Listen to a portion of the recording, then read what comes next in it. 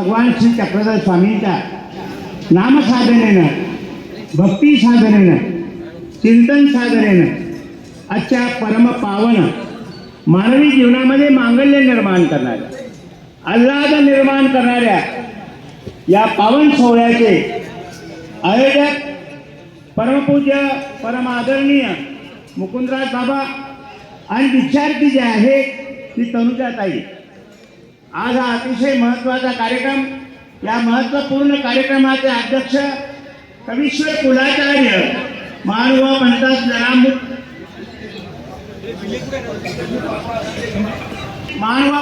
ललांबू ठरलेले,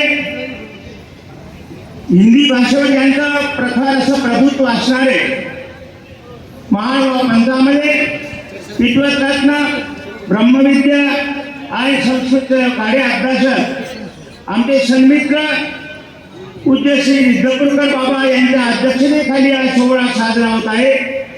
त्याचबरोबर या कार्यक्रमाचे कार्याध्यक्ष महानुभाव पंथास ललांबू ठरलेले, ज्यांनी एका नवीन आयामाने महानुभाव पंथाच्या विकासात विमुख करण्याचा जो प्रयत्न बाबांनी केलेला आहे, महानुभाव पंथामध्ये विद्यापीठासारखी एक संकल्पना अनेक वर्षापासून होती, तिला कार्यान्वित करण्याचं कार्य आदरणीय कारंजेकर बाबांनी केलेलं आहे.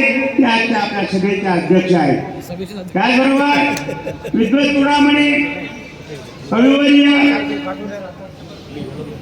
त्यानंतर ग्रंथकार, साहित्यकार अशा विविध उपाधीने समृद्ध असणारे जीवन अमुगावकर बाबा आणि या सर्व कार्यक्रमासाठी उपस्थित असणारे विद्वान बाबा, अनेक सर्व संत महंत मंडळी आणि आपण भाविक बंधूंनो, आजचा सोहळा अनुसरणाचा आहे.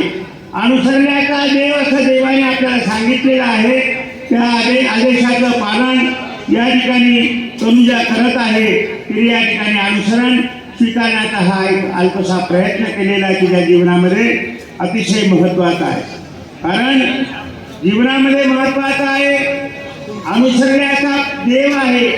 आणि म्हणून या ठिकाणी अनेक उपदेशी मंडळी असं म्हणत असतात की आम्ही तर बालपणापासून अनेक पिढ्यापासून देवधर्म करतो, आम्हाला अनुसरण घेण्याची काय आवश्यकता आहे.